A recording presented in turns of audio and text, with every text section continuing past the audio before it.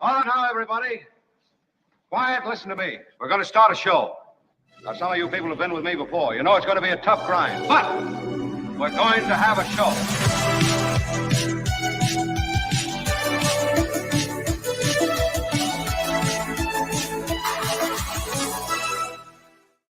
And good morning, good afternoon, good evening, wherever you are, whenever you are.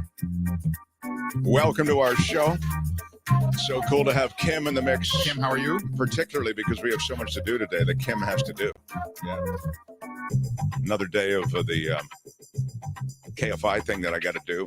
Yeah, so I can't be here for the whole show, but I will be here for portions of the show that we've recorded ahead of time. In fact, though, today, off of the huge day with Trump, and then he did this kind of rally thing that his Bedminster golf club.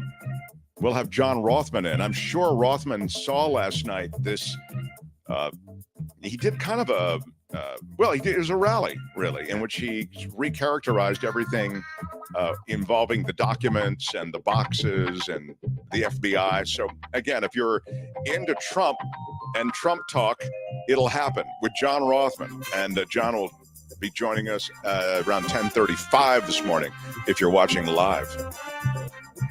And are you doing, we have Jane Wells, that back and forth with Jane. Is that happening today? Yeah, okay. Absolutely.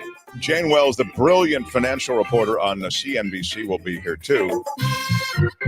And I also would tell you that we'll get in with Jane on a bunch of different topics, not just the markets or what you might consider sort of simply the stuff that she reports on CNBC. So there is that and more today. Did I leave anything out? I'm trying to think, Kim. Did I? No. Maybe we might do law and disorder. Okay. I don't know. There you go. Everything is going extremely well. Okay. All right. Well, we'll do some version of all of that. So Yeah. I want to get into a couple of stories. Can I do that before I Let's totally do it. turn things over to you? Because it's. Yeah, I mean, well, I'll tell you that the Mark Thompson A's Show. just got a really nice break. If you're rooting for the A's to hook up with Las Vegas in any kind of substantial way, there is this. Let me put my credibility glasses on and tell you that they got crucial votes in Nevada, and they're closing in on what they need for that stadium deal. I'll remind you, it's close to $400 million. 380 is the number.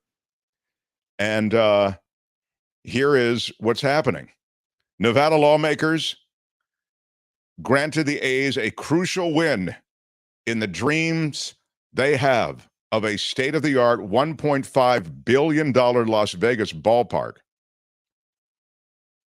The Nevada State Senate voted 13-8 to approve up to $380 million in public money Wow.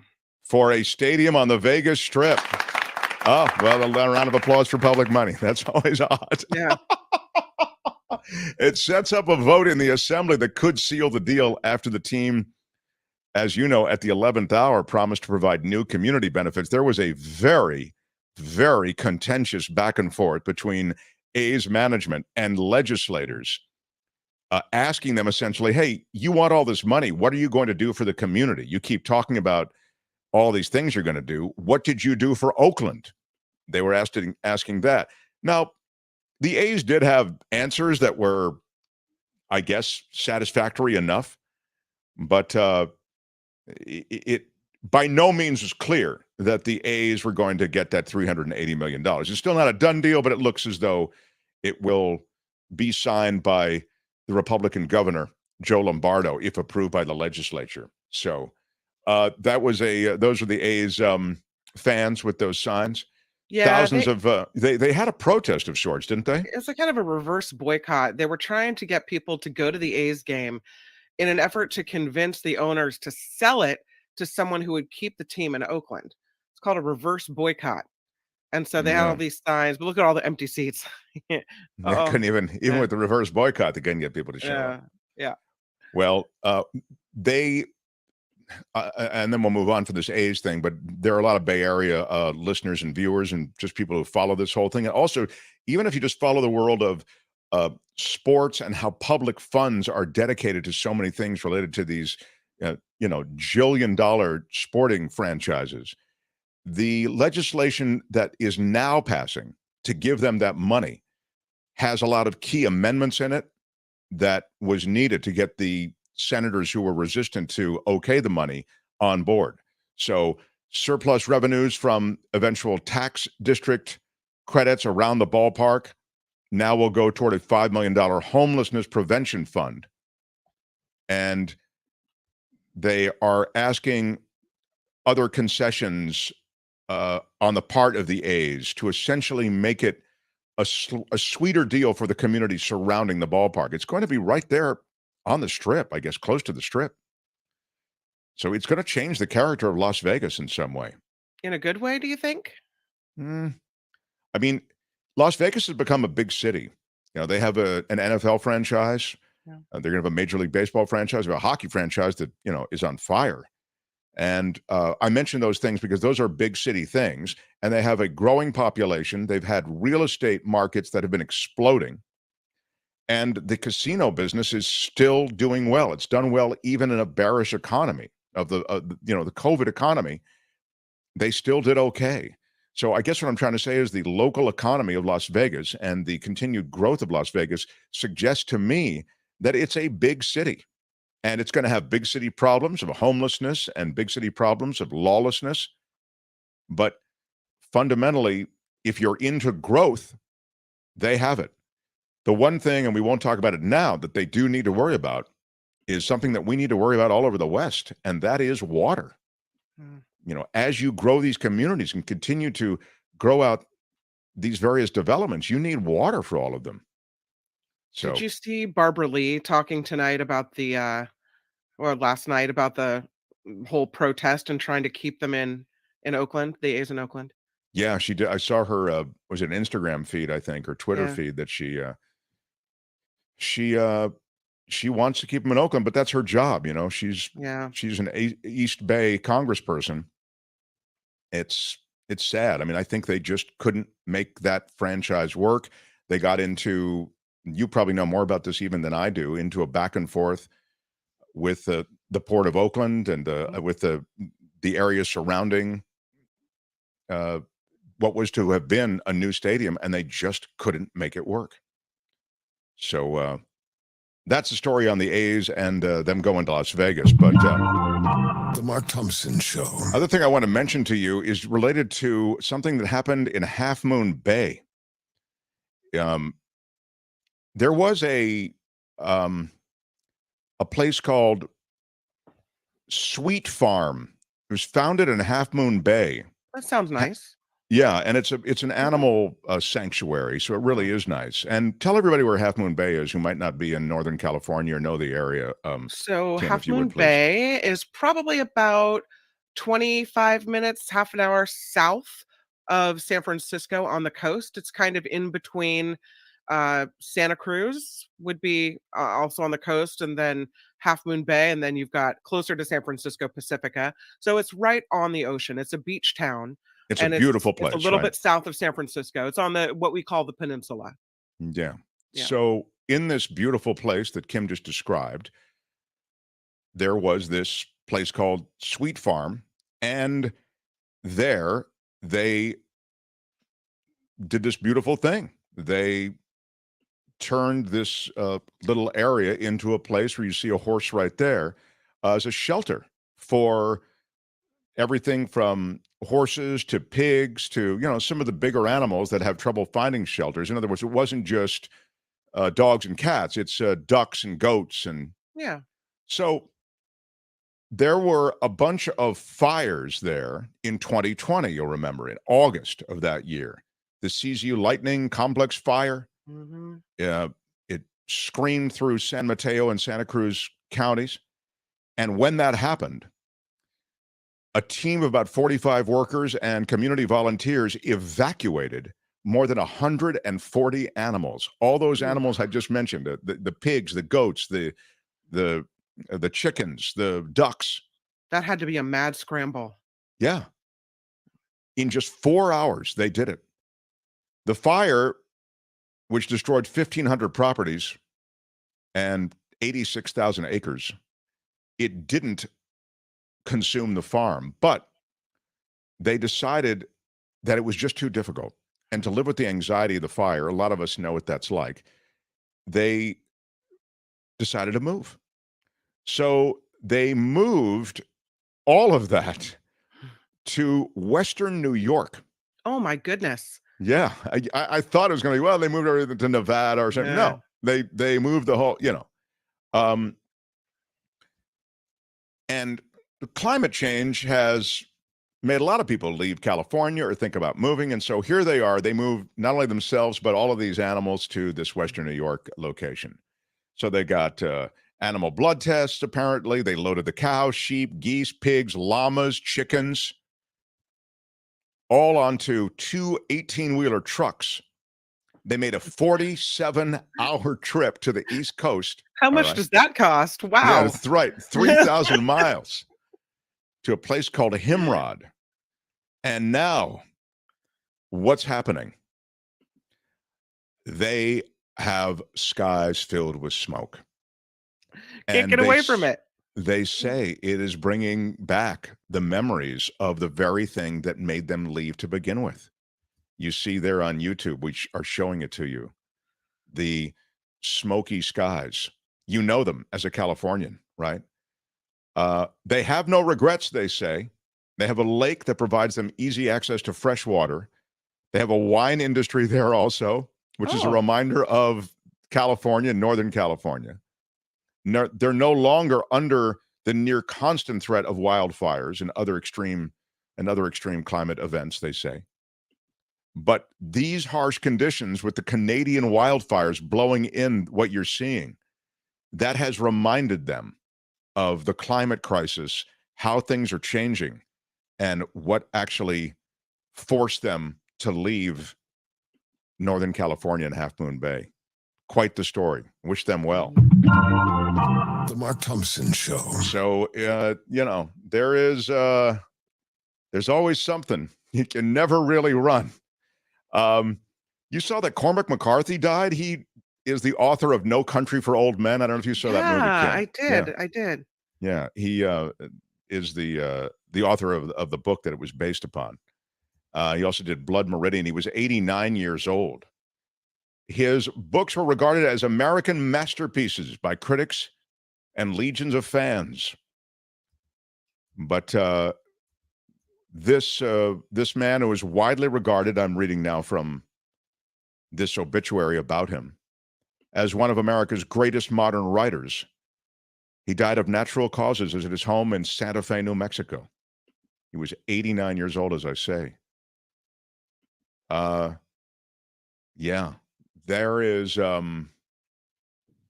that's a younger McCarthy. Is that him? Yeah, that's him when he was younger. Yeah. In a 2005 review, the Times, LA Times, I guess, described Blood Meridian as perhaps the most violent and graphic book in American literature. Yet it succeeds, the review concluded, as a cautionary tale about humankind confronting an existence that is somehow beyond good and evil. So you can see the themes through McCarthy's work were disturbing. But, he had a strong aversion to punctuation. He oftentimes stripped the books of quotation marks, of commas, of hyphens. So he wrote in this quirky style, refused to go on book tours, didn't grant many interviews at all, turned down these handsome honorariums on the lecture circuit. He was dismissive of many of his literary contemporaries. He preferred the company of scientists and deep thinkers.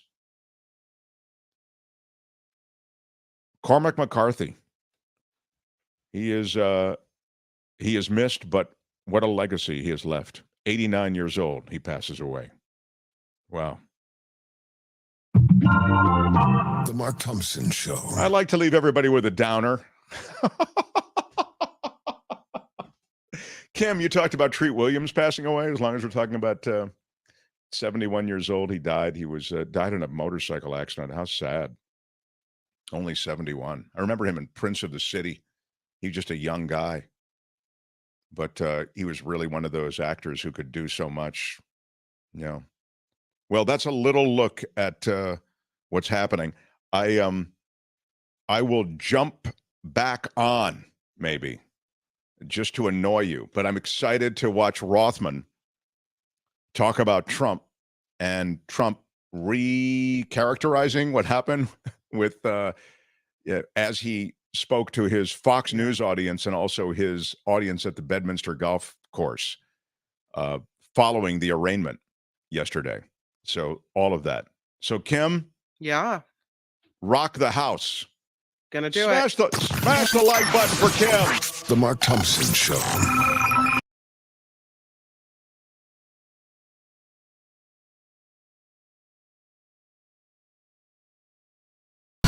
Feel it in your soul. The Mark Thompson Show.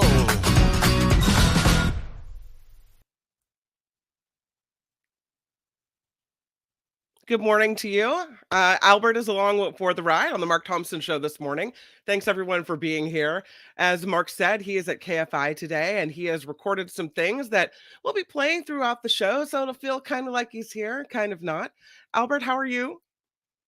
I'm good. How are you Yeah. doing this morning? I'm good. I watched a lot of TV last night. I watched a lot of coverage of Trump's speech from Bedminster, New Jersey. And one of the things I happened upon, I thought was pretty shocking. It was sent to me by multiple people who couldn't believe it. And it was a chyron, like one of those crawls of letters across the bottom of the screen about what Biden had to say, President Biden had to say. I don't know if we have a picture of it, but there was a banner put up, yes, on Fox News. There you can see wannabe dictator speaks at the White House after having his political rival arrested. Now, there's no quotes around it. There's no Trump says this. There's just that. And I think that's pretty shocking. Out of everything that I saw last night, that was the one that kind of made me hit the floor. Wannabe dictator speaks at the White House after having his potential rival arrested. Wow. And this is supposed to be fair and balanced? Okay. Yeah. The headline from CNN last night says Trump tells blizzard of lies. And it was not my fault. I'm being persecuted. This is all cheating. This is a witch hunt. We'll get into it with John Rothman, who will be along a little after 10:30, after the 10:30 news, to really dig in. He was also mentioning to me, spoke with John Rothman earlier this morning about some Republican efforts now to thwart things getting through the Senate, including judicial nominations. So we'll take a look at that. But I wanted to, something else I saw last night. We'll kind of put the Trump discussion on the table. Something else I saw last night disturbed me, if only because this really hits hard to my heart.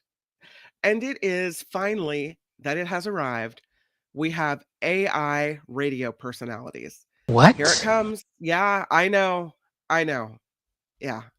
So this is on a station called KBFF, and their midday music director talent person, they're basically their midday DJ, has been testing artificial intelligence and putting her voice into this, I don't know, system that now it can speak just like her, kind of. It's a little iffy.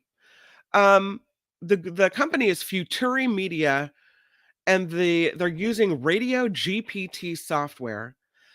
The woman's name is Ashley, and they have now created what they're calling a synthetic version of Ashley in the middays. She's kind of all for this, right? She's thinking this is cool. I'll get a day off. And I'm thinking, Ashley, they don't need to pay your salary anymore. You gave them your voice. Usually when you sign your radio contract, it says something like, we own everything you've ever said on the station. We own your likeness. So she probably doesn't have to really be compensated very much if they fire her tomorrow. and take synthetic Ashley live. Do we have the I emailed it to you. I don't know. Do you have it, Albert, the video of this? Wait, just give me a moment to pull it up. Okay. Yeah, so it's pretty shocking. I'll let you listen to it. But she says, to put it simply, I am ecstatic to be one of the trailblazers at Alpha Media, helping to build an innovative, unique listening experience for our audience. We've been working hard to ensure AI Ashley is just as live, local, engaging, and entertaining as the traditional version of Ashley. And she says, I can't wait for our fans to hear both versions of Ashley in action. Do you want to hear an AI personality? I mean, do you want to hear someone who is fake, saying things to you, telling you to buy things? There's no conscience. There's no filter really, I guess. I don't know. Yeah, the videos you sent me don't have sound. Let me try to see if I could find one with sound for Let's AI see. Ashley. I think I have the one with sound. Let me see if I can share it. It's an Instagram video. Okay, so see if I can share this with you. You guys, I'm telling you, the time has come where all of our jobs are going to be taken away. Let's see if I can play this for you guys. Okay, here she is. 95.5. So let's see how close the AI sounds to me. Today, I go from just Ashley to AI Ashley on Live 95.5. Let's see how close the AI sounds to me. That's crazy. Yeah, that sounds like me. I guess I have the day off. Wow. Yeah. Yes, I have a day off. Yeah, guess you have a replacement in your job. AI Ashley is coming for you. And she laughs. She doesn't get it. Like this is funny. This is a new thing. I don't know. I think this is where the downfall begins, where jobs are lost. Maybe you just can't fight technology. Maybe I'm, kicking and screaming and not wanting to do it. I just tend to think this is it. Once they start putting AI in human jobs, yeah, I don't know. Vicky and Sausalito, that's what I'm wondering. Why would Ashley sabotage her own job? That's right.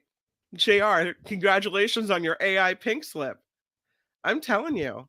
I mean, if she's doing like a music radio, they already pre-record everything. They already have setups at home. They make it so easy for like radio DJs just to do because they already have the schedule. They have the music schedule, so they just have to pre-record whatever random topic they want to talk about in 2 minutes, and then it should be easy. But I guess it'll be a lot easier if you just don't have a job at all, I guess.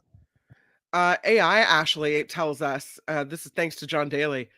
Hi, John Daly. He says, she says, as the world's first AI DJ, this is from the AI software, I will fully embrace the power of synthetic voice software and artificial intelligence. In doing so, I can ensure my audience has a compelling listening experience. Knit One Pearl One says she's young and dumb. So the real you isn't as compelling? Got it. And I think it is. I think the real Ashley is always going to be more compelling. It seems like the AI Ashley is just going to be flat. What pulls you in? What makes you interested in what someone has to say? And granted, okay, it's the DJ work. So you come on for 10 seconds in between songs, but still there's something human about that. The reason that DJs exist is to add that human element in between the music, to keep you involved with someone that's, with you along for the ride. Now you're just going to have AI Ashley, I guess, along for the ride. And that's pretty much it. Bill writing, no. It's bad enough the music selections are made by an algorithm that doesn't understand repeating the same 50 songs in a row is boring. Now we have AI Ashley. Yeah, it just gonna have a lot of days off. That's exactly right, Randy. That's the thing that killed me about that video is her kind of glee, her just laughing at it. And I'm thinking, Ashley, you just shot yourself in the foot, sister. You're gone. I mean, I don't know. I hope she's trained to do something else. Mm. Eric writing, well, the radio host could go on strike, but AI Ashley's already going to be the scab. I'm telling you, you sign this contract usually when you get a radio job, and it says, we own anything you've said on the station. As a matter of fact, we own your voice for a certain period of time, even after the contract ends or you quit or are fired. They own your likeness. That means they can take whatever she did while she was on the air with them, feed it into the AI software, and that's it. So yeah, It AI just seems kind Ashley. of bizarre because we both come from a radio industry, and Right. it's like we did whatever we could to keep our jobs. So we try to make ourselves more important. We try Right. to cover more bases. We try to do a Yeah. lot of things that were, I don't know, that make us more valuable to the company, right? Right. So, and then we see this person over here, AI Ashley, just giving up her job willingly. That's already scarce. Like radio jobs are scarce. So there's not a lot of people working in radio still. So it's just I guess that we're taking it a little more personally. It 'Cause it's sounded pretty good, right? Didn't you think? yeah, like that software is Yeah. it's kind of crazy. I know it's kind of cool for like I mean for us at the outside looking in, like wow, that is pretty accurate. But who knows? We don't even know if we're gonna listen to AI Ashley or the regular Ashley on a daily basis. It's just gonna confuse the listeners They say they're going from to that tell people. experience. They say they're going to inform people when it's the AI, so you'll know what you're hearing. But eventually, I doubt that. As we all get used to AI, whatever, we're not going to know. Well, Um, nobody's like yeah. usually around there for the middle at the beginning of a segment. So if you just join, if you just get in the car, Mm, turn it on, you're in the middle of a you wouldn't like a know. car, like a middle of a Yeah. monologue or something, and you're like, oh Yeah. wow, that this sounds kind of weird. Perry Joe Jim Bob says maybe AI Ashley is smarter. John Daly says it's going to be the battle of AI bots when the emergency alert system goes off for real. That's true. And that's the thing is when there's, I'm sure you're all aware of the emergency alert. You hear the warning or you hear the emergency alert come on during wildfires. We had that.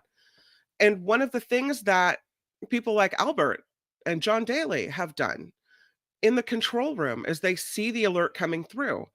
They make the judgment usually, is this a test? Is this, what is this? Should we take this? I don't think those choices are going to be made anymore. I mean, maybe is sometimes you can see it coming through. It's an accident or something happened.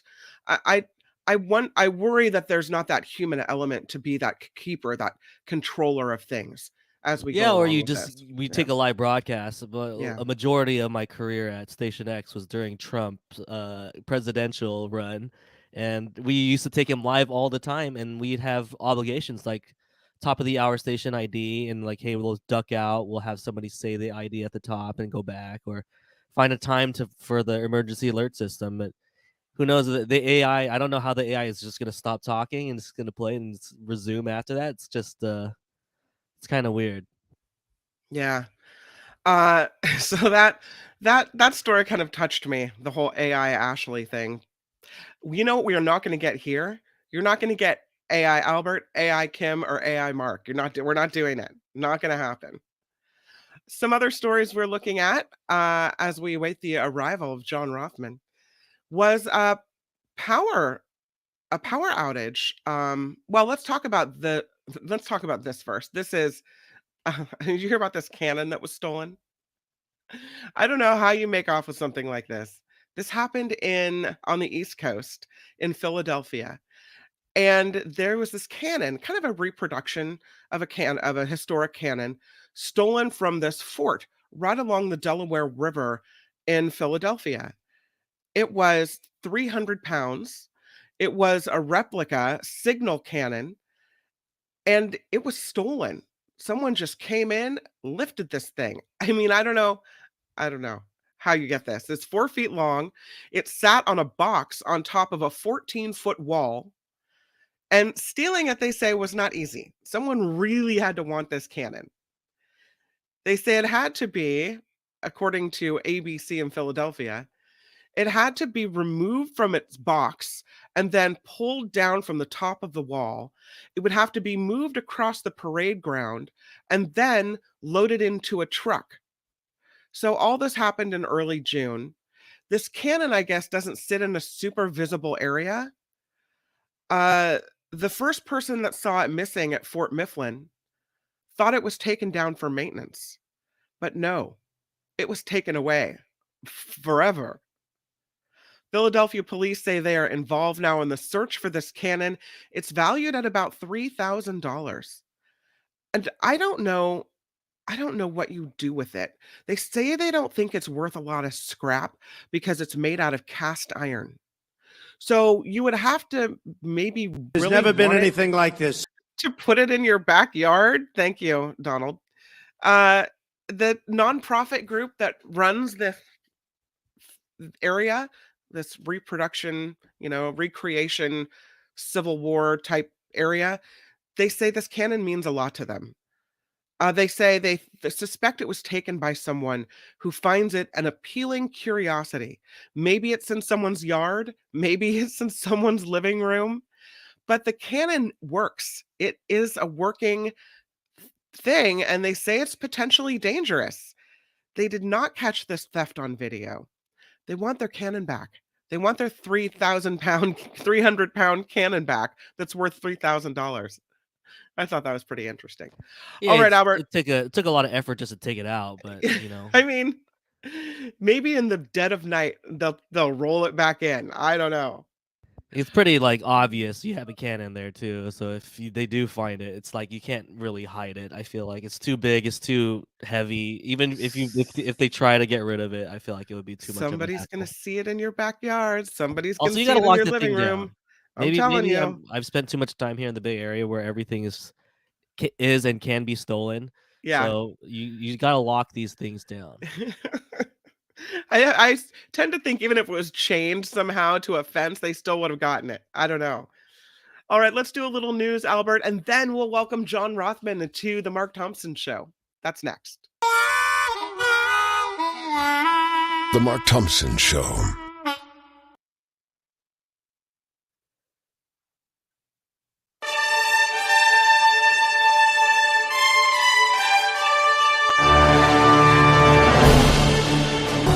I'm Kim McAllister on the Mark Thompson Show, and let's talk about, of course, Donald Trump. Former President Trump has pleaded not guilty to federal charges related to his handling of classified documents. He appeared at an arraignment hearing at a federal courthouse in Miami yesterday. The indictment alleges he stored classified information at his Mar-a-Lago residence that included U.S. nuclear programs and defense and weapons capabilities. The Federal Reserve might not raise interest rates for the first time in 11 policy meetings. That's the latest. The Fed officials have hinted that they could soon skip a rate increase to give themselves time to assess the effects of their changes so far. Investors believe the Fed will hold policy steady now before lifting rates one more time in July. The current inflation rate just under 5%, but the Fed targets a 2% inflation mandate. Here's something going on in Congress. The Republican-led House is expected to vote on a measure to censure California Congressman Adam Schiff this week. Of course, Congressman Schiff running for Senate here in California. The censure is due to Schiff's role in the investigations into alleged ties between former President Trump's 2016 campaign and Russia. Is there something wrong with investigating? Okay. So the resolution seeks to fine Schiff, who is the former House Intelligence Committee chairman, $16 million. Florida Congresswoman Anna Paulina Luna, who sponsored the resolution, said the fine is half the cost of the investigation. Schiff argued Republicans were targeting him to distract from Trump's legal problems. I don't think that's going to work. As Michael Schur was saying the other day, Trump's got a lot of legal acreage in front of him, and I don't know if we're going to be able to distract from that. There's a record high number of Americans that think first trimester abortions should be legal. A new Gallup poll says 69% of U.S. adults believe abortion care should be available in the first trimester. Support for access during the second and third trimesters also reached all-time highs at 37 and 22%, respectively. The top Senate Democrat is slamming a tax cut proposal right now moving through the Republican-led House. So, Senate Majority Leader Chuck Schumer says Republicans are pushing for tax giveaways for the wealthy and corporations while leaving ordinary Americans out to dry. He claims this new proposal would increase the U.S. deficit by $1 trillion. Wait a minute. Weren't they just fighting to cut money from the budget so the debt ceiling wouldn't keep going sky high? I don't understand. Speaking of money, there's this huge crime surge in Oakland, and specifically burglaries and robberies. It's prompting many business owners to just stop taking cash. No more cash, only credit cards. With burglaries happening at triple the rate of 2021, some business owners say it's necessary to keep doing business in the area, but they can't afford the repairs necessary when their doors or windows are repeatedly smashed by criminals coming to steal their cash. San Francisco passed an ordinance in 2019 requiring all businesses to take cash. No such law, though, exists in Oakland yet. So business owners are doing whatever they have to do to stay in business. And that means for many of them, sorry, no more cash. Your cash is not good here. It looks like festival goers are already planning for next year's Coachella Valley Music and Arts Festival in Indio. This 3-day extravaganza returns in April, and the tickets are already going on sale on Friday. And lastly, I'd like to talk to you about Taco Bell Crocs. Yes, apparently it's a thing. Taco Bell and Crocs are collaborating to bring customers slide sandals. You can get your Taco Bell Crocs. This is your summer shoe, everybody. The $60 black and purple slides are being released nationwide on the Crocs website June 28th. Mark your calendars. Taco Bell customers who reached the Fire tier status on the app will be able to buy the shoes a week early. So, the Taco Bell Crocs might be sold out by the time you get to them. You might be able to save your $60 after all. This report and this show is crowdfunded, which means we do rely on you. You can find us at themarkthompsonshow.com. That is where you will see the Patreon and the PayPal link. You can join our community and contribute that way. The super stickers are live here on the Mark Thompson Show as well, and we appreciate your support. I'm Kim McAllister on The Mark Thompson Show. The Mark Thompson Show.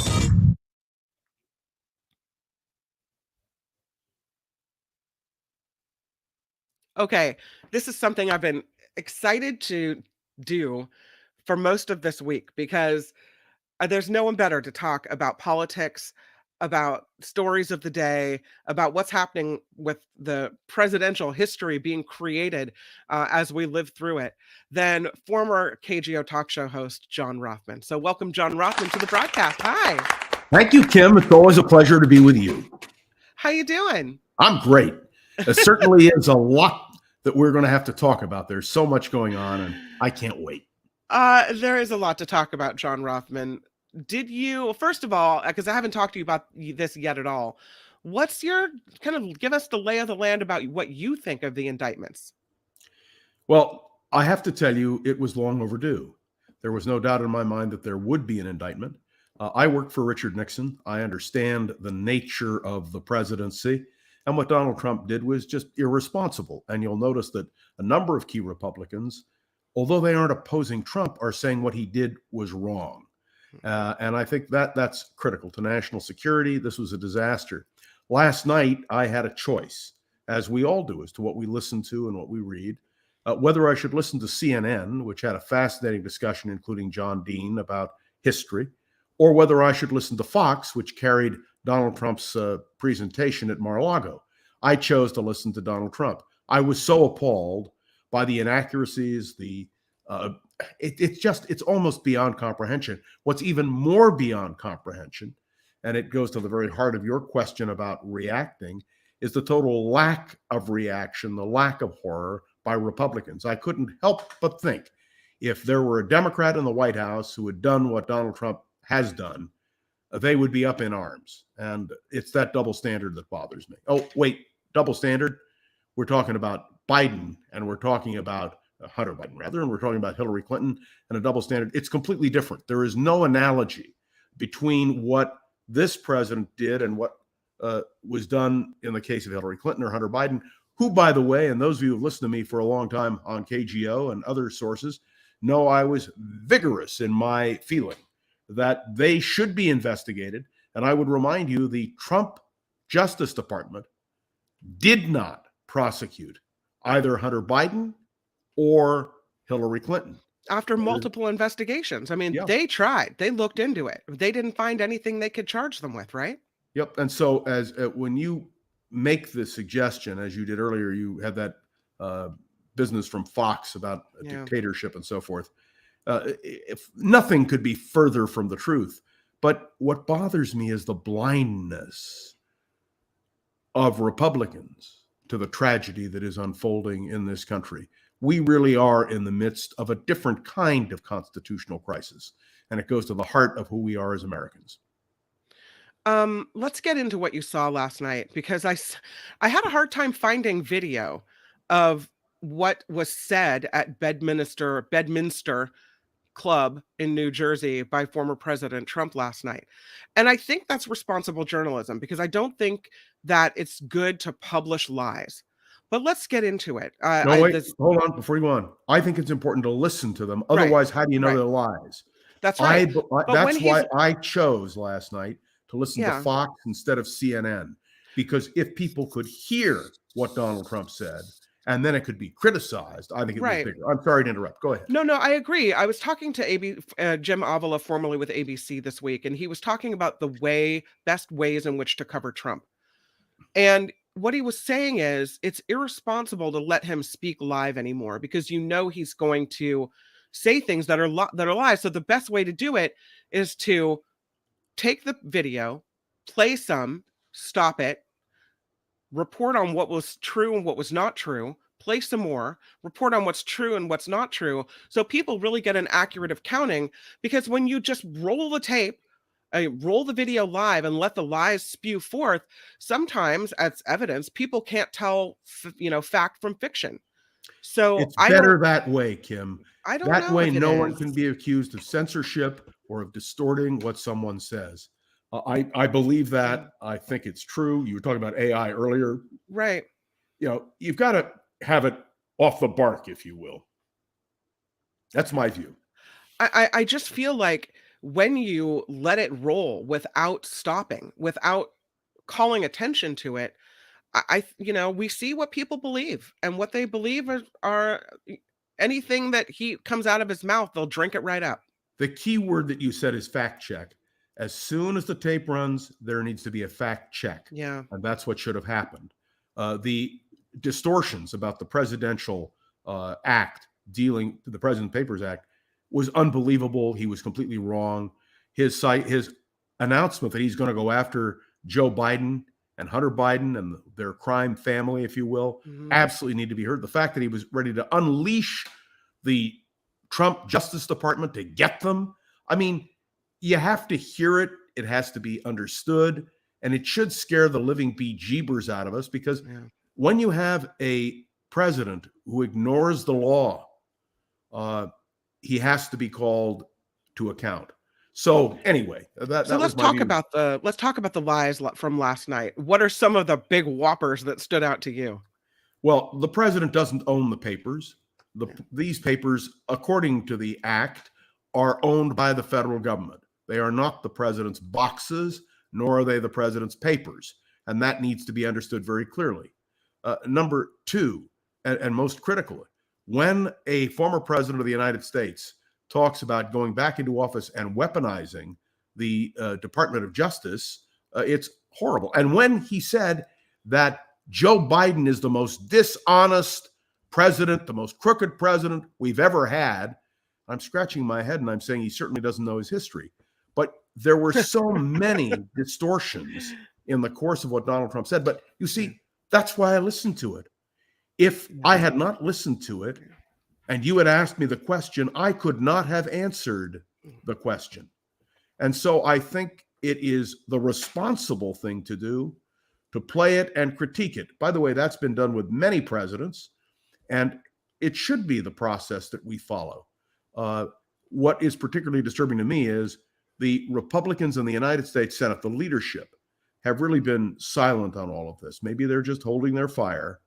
But when I hear the Republicans in the House of Representatives, like Speaker McCarthy, making the kind of comments they're making, I find it indefensible. It is. What is even more disturbing to me is that it's acceptable to a broad range of Americans, and that's even worse. It's a shocker. I was reading another story on CNN last night, and the headline is Trump's main 2024 election goal now is to save himself. That this whole candidacy, maybe instead of an effort to really become president again, maybe just really part of a legal defense. Because if I'm a candidate, then I can say I'm being persecuted. But he's been running since he lost the last election. I think there is a plus, as you point out, and rightly so, that a president of the United States can pardon himself. And Donald Trump is indicating, I think, that that's precisely what he's going to do. And I think that is the key here. He would have run anyway. This is just an added layer of protection, which happened to go his way. What is he going to do when and this is, I didn't mention this, but I want to, John Smith, who is the independent counsel on all of this, he's called him a lunatic. He's called him a right-wing nut. He's called him, every conceivable name that could be called. And yet Smith has a stellar reputation. He's won some, he's lost some, but he's prepared his case. And I really think people who are listening to this broadcast should Google the document charging Donald Trump. It's not very long. It's very clear. It's very precise. Have you heard a single Republican try to refute the charges, all 37 of them, line by line? And the answer is no. And the reason is because there is no defense for what Donald Trump did. So my expectation is that there will be another indictment, not only from Georgia, which we can talk about later if you'd like, but also from the facts about January 6th. And that is, to me, as devastating, if not more devastating. Right. So this is just the beginning of Donald Trump's legal problems, but it also leads us back to the great question I've been posing, and that is the future of the Republican Party. Kim, I've been called a scholar of modern republicanism. When people write histories of the Republican Party, I generally get a call asking me for my view of the manuscript or what they're writing. I want a two-party system in this country. And if, as Donald Trump Jr. said on the ellipse on January 6th, it is no longer the Republican Party, it is the party of Trump, this country is in deep trouble. Because the minute you have one-party government, you're in trouble. And that's the problem here in California, too. We have the Democrats in control of the governorship, every constitutional office, plus both houses of the state legislature. It's not healthy. It's not good. You want to have a competitive argument. And that's why, if I may be so bold as to say, Sean Hannity's interview with Gavin Newsom was well worth listening to. It was well really worth having that confrontation. And absolutely. I thought Gavin Newsom, about whom I've had many criticisms over the years, did a splendid job of dealing with Sean Hannity. And so all of these factors play in, and it's going to be an even more intense debate. And I would be remiss if I didn't point out, you have two members of the United States Senate who are playing games now in a way which I think is just inexcusable. J.D. Vance, one of them, right? Yep. J.D. Vance of Ohio, freshman senator, who owes his election to Donald Trump, and who succeeded, by the way, Senator Portman, who is a Republican who I had great respect for. J.D. Vance, who is saying he's going to put a hold on anything that Merrick Garland wants to get done. It is absolutely, talk about an obstruction. I'm being very careful in my words, an obstructive justice. That is the Justice Department. There you have it. And then you have Tommy Tuberville of Alabama, who is also a freshman senator, who has held up 250 requests by the Department of Defense for promotions, for retirements, for a whole sorts of things because of their policy dealing with abortion.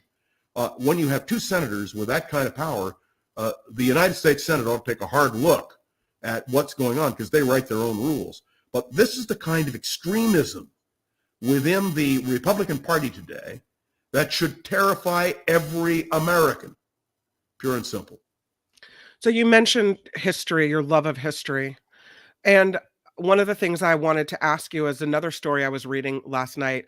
And the headline, I think it was from newjersey.net, was that former President Trump is not the first president to seek what they called refuge in New Jersey. And they mentioned Nixon. And so I thought, what a perfect question to talk about with you to see what does New Jersey have. But before we do that, let me pop in and see what Albert's up with. What's up with Albert?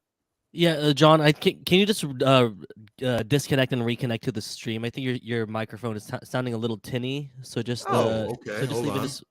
Yes. Okay, we'll do that. And while we do, we'll talk about a little bit more about Albert, some is of this the better? No, you're gonna have to leave the studio. Leave the studio and, completely? leave it and come God, back. Yeah. normally people ask me to leave the studio because of something I said. So, okay. All right. I got to figure out how to do it, but I'll do it. Oh, so yeah, let's talk a little bit about Donald Trump while John Rothman disconnects and reconnects. I tend to think, and I miss maybe where I differ with John Rothman, that I can kind of see the writing on the wall, much like Trump laid the groundwork for the big lie by months and months and months and months ahead of time before the election, saying, if I lose, it's because they cheated. If I lose, it's because there's shenanigans. If I lose, they did something. He knew what was coming, or even if he didn't, it was a great, way to, if he did lose, turn around and blame. He knew what he was going to do ahead of time. And just like that, I feel like the candidacy for president offers the same thing. A presidential run by Donald Trump, in my opinion, is laying the groundwork for him to turn around and blame his candidacy or blame everyone for persecuting him because he's a candidate. I think it's common sense. You've seen him lay the groundwork again and again and again, and this candidacy is just another notion of that. That's what I think, John Rothman. Well, you're right, but he would have run anyway. That's the key. He was planning to run. He's been raising money to run. But you're right. It's another layer on what has become a remarkable moment. By the way, if you heard Mike Pence this morning, he is now being more critical of Donald Trump. So you're now seeing some Republicans who are lining up. They're all being careful. And they're not being careful about not only Donald Trump, they're being careful about Trump voters because they know that if they attack Trump head on, they lose his votes. And if they lose his votes, they can't win the presidency. You know who's not being careful, though, is Chris Christie. Yeah. He has nothing to lose. Yeah. Chris Christie is he's not going to be the nominee, but he intends to do everything he can because, frankly, he's very angry at Donald Trump, not only on policy, but because Donald Trump gave him COVID and then tried to deny it. I mean, it's a whole question.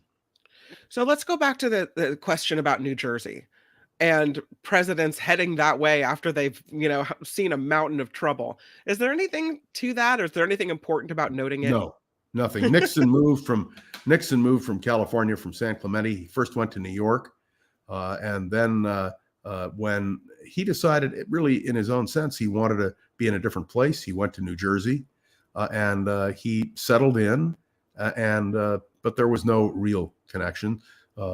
We have had a remarkable number of incidents, political incidents out of New Jersey, including Weehawken, New Jersey, where the famous duel between Aaron Burr and Alexander Hamilton took place. Remember, Woodrow Wilson came from New Jersey. I mean, you can go down a whole list of fascinating comments about New Jersey, but no particular significance. So we saw in the Trump presidency how divisive he is and was for America, how a middle ground of kind of people who straddled the middle line between I could vote Republican, I could vote Democrat. Maybe I'm, conservative fiscally, but socially I'm more liberal. That the kind of the divide between the two sides widened. And I wonder if this is what we're going to see, because there's a headline I was seeing as well that said the defiance of former President Trump hints at another divisive spectacle ahead of us, that on CNN. So is this just something else that pushes us farther apart that we don't need? I have to answer you very clearly. We've had a divisiveness in politics for years. I'll just use a few examples. Bill Clinton, Monica Lewinsky. Do you remember the divide between Democrats and Republicans? Yep. Certainly, we had a huge divide with George W. Bush.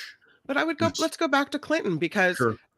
Democrats even were like, that's wrong. What he did was wrong. But right? they stuck with him. They stuck with him, and that Yeah. is the reason why he was not removed from office. Yeah. When Byrd and Feinstein and Moynihan and Kerry, Bob Kerry of Nebraska, stuck with him, he was able to survive. But there was a deep division, and the bitterness was incredibly strong. And certainly in the case of George W. Bush, the divisions were real. And I would suggest to you that with Barack Obama, talk about divisiveness. Donald Trump and some Republicans went so far as to say he wasn't even qualified for the presidency because he wasn't a citizen of the United States, because he was not born here. Remember that? No. This is now not the politics of constructive debate. It is the politics of destruction. And that is the goal that unfortunately has been assumed. And I think it's a genuine tragedy for America. I believe in dialogue and discussion and debate, and certainly not the politics of destruction. You have said in the past that you don't think Donald Trump will go to jail. I would enjoy seeing him go to jail. I know No, lot what of people, you'd enjoy is seeing him convicted. I'll both. Okay. I have a vision of an orange jumpsuit and a guy behind bars. I don't know how that works with the Secret Service. Like, there's so many things that you would have to think about. Yeah. In my fantasy, he's, because of everything he's done to America, because of how rotten he's been for this country, because of what he's put us through, he's in jail. He's a criminal. The answer is, you say he's not going. he will not maintain go to this? jail. He ultimately would be given clemency, which is what Right. Eugene V. Debs was given in 1921. Even if it's After a being- Democrat in office? Come again? Even if it's a Democrat in Oh, office? yes. It was a Republican who granted clemency to a socialist who got almost a million votes for president in 1920. I'm not a vindictive person, Kim. What I want is history to record what happened. And that was the case with Richard Nixon. Richard Nixon broke every norm, obstructed justice. What he did was appalling. But Gerald Ford did the right thing in saying to him, admit your guilt, which Nixon did in a statement. And it was enough to get him a pardon. And I'm glad. I think Donald Trump is in the same category. The politics of personal vengeance is less important in my judgment. And maybe I'm wrong, and maybe our listeners will disagree with me and will tell us that. It is how history judges it. And I believe, and many of you have heard my broadcasts around President's Day when we deal with this question, that Donald Trump will rank as the worst president in the history of the United States. He's going to beat James Buchanan in that regard. That's saying something. And because it's just unethical. It's wrong. Can you imagine if a Democrat in the White House had violated all of the national security provisions and then tried to cover up, actually talk to his lawyer about, covering up certain things? This is astounding. I'll tell you what I hope. This is what I'm worried about. When this all comes to court, the Trump people are going to move attorney-client privilege, and they're going to try to get Trump's lawyers' testimony knocked out. And I hope to God that doesn't happen, because John Dean is the best example. John Dean was the counsel to the President of the United States. He went to the prosecutors and told them the truth. Now, a lot of people in the Nixon circle said that was snitching. No, it wasn't. It wasn't snitching. It was right. And the same thing applies now with Trump's lawyers. They are coming forward. They are telling the truth. And that's Donald Trump's great failure. So we have also his voice on tape, although I haven't heard that particular tape, but we've heard his on Georgia. We've heard him in the Georgia case. How do you deny what you did to try to obstruct American democracy? Which is why it's frustrating that it's taken so long. But it's okay that it takes long. It took long in Watergate. Yeah. It took more than 2 years between the Watergate break-in and Nixon's resignation. That's how long it takes to build a case. The last thing you want is for a case to be brought which isn't valid or which doesn't have legs. The most important single thing is, have you heard a Republican say that the charges being brought against Donald Trump are wrong? Have you heard a single Republican, even his staunchest allies, say that? And the answer is no. That's the key. I see you have a lot of questions. Do you want to kick some of them out to me before our time's up? Let's talk about what Vilma has to say, because, and you talked about being a vindictive person, and I have to say, I'm not usually one to wish ill will on anyone, but I stand behind wanting to see him in prison. I just do. But Okay, I read also what Vilma said. I also agree with Vilma. She said, I'd rather see Trump never be able to run for public office and not be the head of any political party or influence our nation's politics. Is there any scenario in which we see that happening? Will he have to be charged with sedition in the January 6th case in order for him to be kicked out of candidacy and never run for president again? He's 77 years old today. I doubt sincerely that he will ever be able to run again. And if you really want him to be prevented from running, the answer is his own voters and the American people have to say to him, enough is enough. That is the goal. And I hope, I really mean this very sincerely, and I would say this if this were a Democrat. If this were a Democrat who had done what Donald Trump did on national security, boy, oh boy, I would feel the same way. But he is his own worst enemy. None of this had to happen if he'd only been honest, if he hadn't tried to cover up. And the real charge they're going to get him on, I think, is the cover up. That's the key. I think honesty is pretty hard for him. Randy writes, we can't run the country based on vengeance. So let this trial of Trump run its course and be done with it. Can you talk a little bit about the difference between a pardon and clemency? Yeah. So a pardon is when you say, I pardon you for what you did. Clemency simply says, you've accepted the verdict. You've been in jail. I'm now going to let you out because I have compassion. And that's what Warren Harding did for Eugene V. Debs. Warren Harding was a very conservative Republican. Eugene V. Debs was a socialist. He was convicted of sedition under the Sedition Act of 1917. And one of the things that Harding did, and he was not a great president by any stretch. Warren Harding, one of the things he wanted to do was heal the wounds of the country. And I think that is what we have to do if we can. Now, let me point out, when Trump is gone, and it will happen, he will ultimately vanish. Then the question becomes, what's his legacy? Do Republicans reclaim their party? There was no Republican platform in 2020. The Republican Party said, whatever you want, Donald Trump, that's our policy. No political party should be able to do something like that. Because what we want from a political party is statements of where they stand and what they believe. Right. And I think that is really critical. Anyway, there are more questions, and I know we have limited time, so fire away. Dania says Trump doesn't deserve clemency. He deserves to be treated just as a citizen. He hasn't earned the right to be treated any differently. Being a former president is a moot point. History will be okay. And you talk about people that have been pardoned or given clemency in the past, but perhaps none of the things they have done have risen to the level of hurting America by trying to thwart democracy or trying to keep our nuclear disagree with that. I mean, this is prison material. You understand, clemency is granted by the president of the United States, or, if you will, by a governor of a state, if it comes to a state issue. And that's an individual judgment. There are some people who make the argument, rightly or wrongly, that a former president of the United States should never be in jail.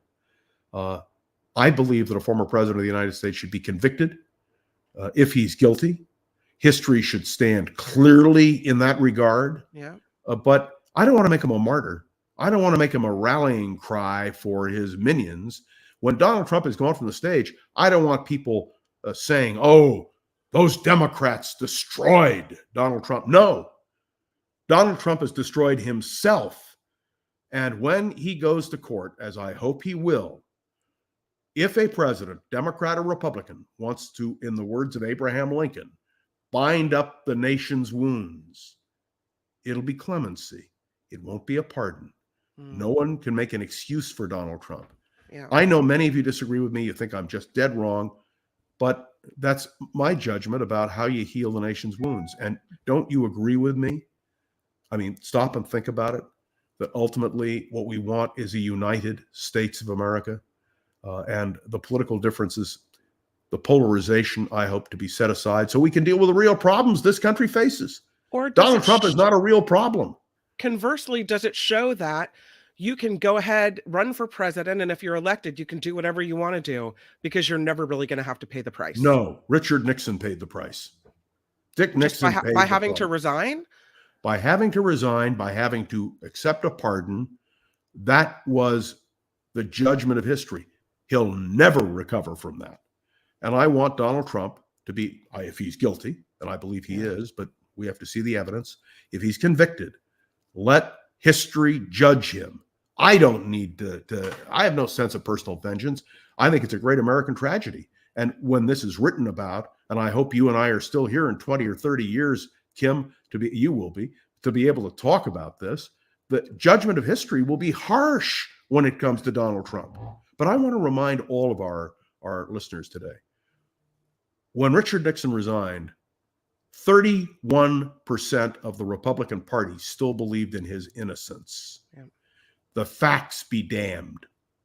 And I'm afraid with about 1/3 of the American people, 31%, maybe a little higher, the same thing applies with Donald Trump. They don't care what the facts are, but we have to care. Yeah. And that's my point. I think there are other questions. Go ahead. Well, Queen Danny is agreeing with you, saying, I think what you're saying is smart. Well, because you're John Rothman, that would follow. Don't tell my wife that. 75 million people voted for him. So, I mean, when you look at how many people supported him, then maybe that is the only way to kind of pave over all the ugliness and give some peace to our country. I don't like it, but maybe you're right. That's the American way. I believe those 75 million were wrong. But if you listen to Fox, and I do listen to Fox, I listened this morning to a discussion about Kamala Harris. It was the most distorted, one-sided, horrific description of Kamala and her vice presidency that one could ever imagine. But if you ask me about freedom of speech, I say yes, but let me point out, people can go too far. Look at Tucker Carlson. Look what happened to him. And I think that is, and by the way, I listened to him this morning on his podcast.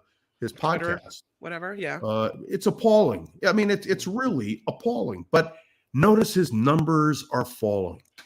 And eventually, the American people, most of us, will wise up to Donald Trump.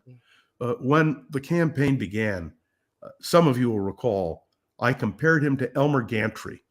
And if you've never watched the trailer for the Elmer Gantry movie, I suggest that you do it, because Donald Trump is the biggest huckster who ever occupied the presidency.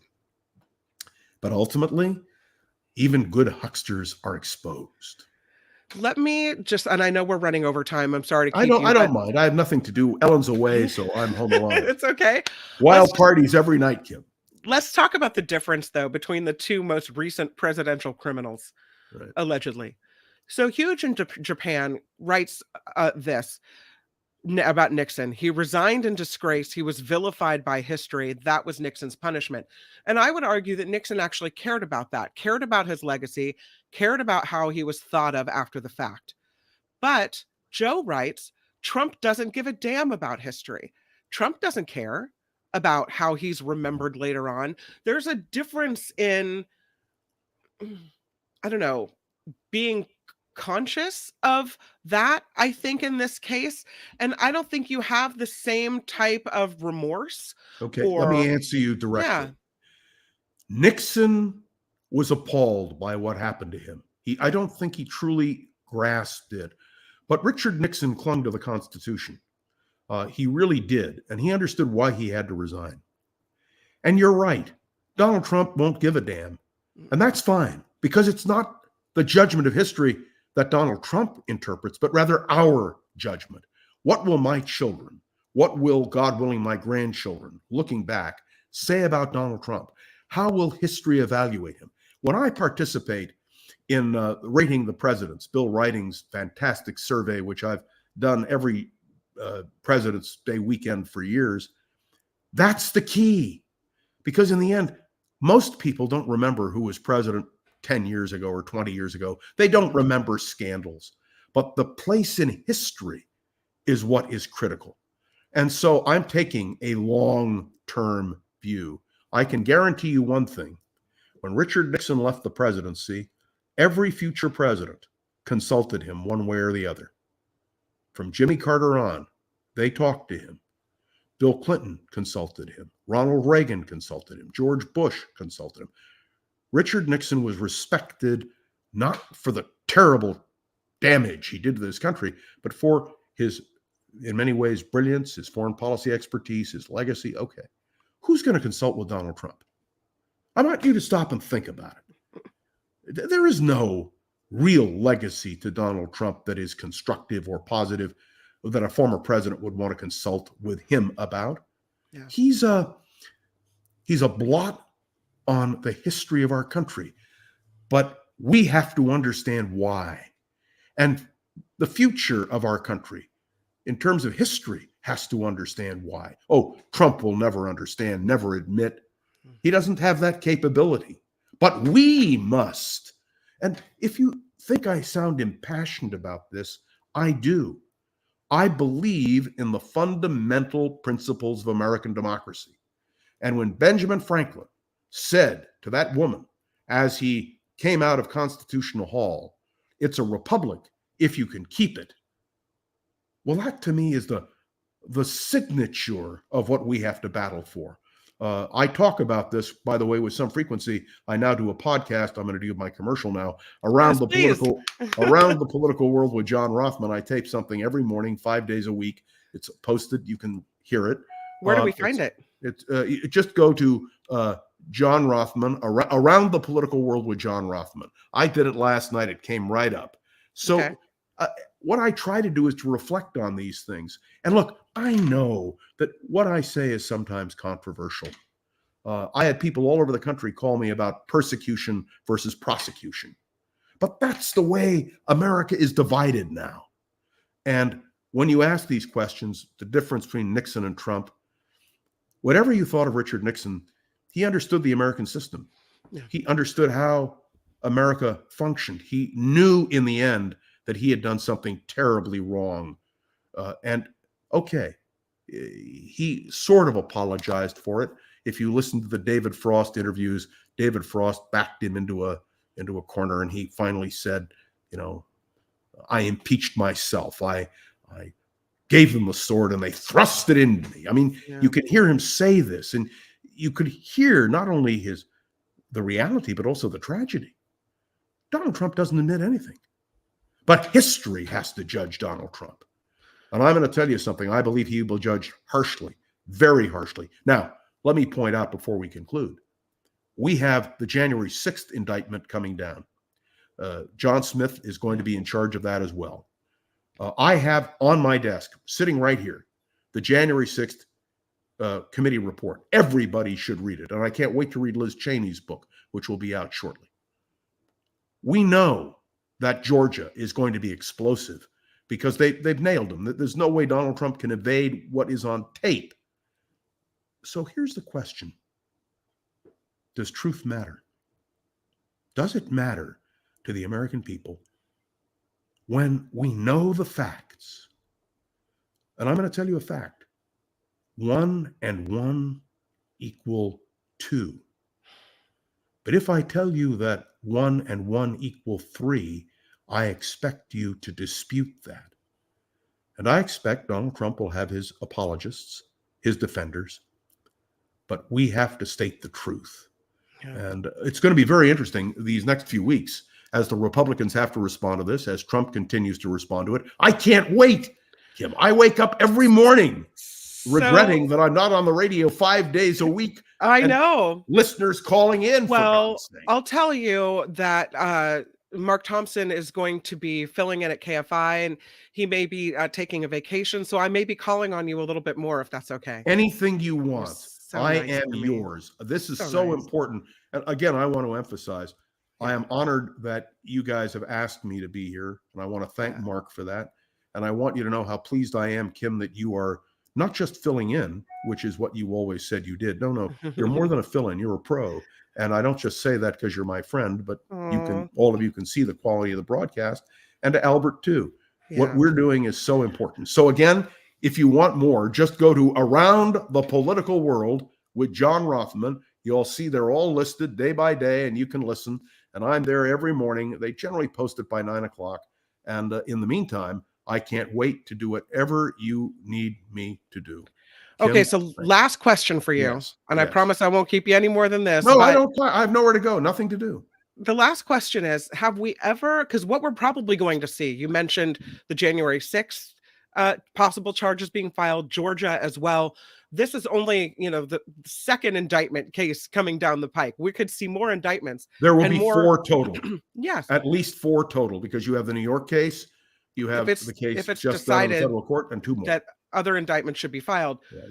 Is this the first presidential election where we will see one of the candidates in multiple court cases or involved in criminal cases? Yes. This is history making as well. Yeah, this is history. And the tragedy is we probably won't have all the cases go to court. So Donald Trump will be able to run a campaign talking about how he is being persecuted. And I want you to bear in mind, he's not being persecuted, he's being prosecuted, and prosecuted with good reason. So, but it is the first. Usually you would think that's bad for a campaign. When you're in some trouble, that's bad for a campaign. Somehow he has this uncanny ability to turn it around and make it a good thing. And you know how they say any publicity is good publicity? No. And so my fear is that all of these court cases will just feed into him and give him even more publicity and raise him up higher. Okay, I don't think it'll raise him up higher. It's going to give him more publicity. Lindsey Graham, and if you have the sound, maybe Albert can find it. Lindsey Graham was asked today, I believe it was today, whether or not belief in Donald Trump is a cult, whether he belonged to a cult. And Lindsey Graham said, no, I've disagreed with him, and I've disagreed with him publicly. I'm not in a cult. Of course it's a cult. Of course it's a cult. Anything that Donald Trump says is viewed as legitimate. Well, what do you do when you confront that kind of situation? You expose it. You continue to drive home the points. And by the way, I will never, and listen to me carefully, I will never convince the absolutely diehard Trump supporters of what I'm saying. Yeah. That's not my goal. It is the broad middle of America that tries to do the right thing. That's who we have to reach out to as powerfully as we can. And the next presidential campaign, if Donald Trump is the nominee, which it appears he will be now, but who knows? We've got a long way to go before the convention. Yeah. Then that will be a major part of the campaign. But Kim, stop and think about it. We're not talking about the issues that confront the country. We're talking about Donald Trump. Donald Trump is not the major issue that this country should be debating and discussing. And that's another problem. But we got to go after that middle. Can you respond to this what if by Wes, who writes, if the governor of Georgia can pardon Trump, it doesn't matter what he's charged with in that state. So that kind of brings up that if he is charged or indicted or what have you in Georgia for, the election fraud, does the governor of Georgia just come out and go, you know what, done, we're not doing this? He's pardoned here. Let me assure you that before a pardon can be issued in Georgia, this is not the case nationally, by the way. Nationally, if you want to give a pardon, there doesn't have to be any criminal intent. But if the governor of Georgia is going to issue a pardon, there would have to be a conviction first. And that's fine with me. I think, by the way, the thing that bothers me, aside from what's just happened, is the question of January 6th. Please, if you've never read the January 6th report, you can buy it in a bookstore.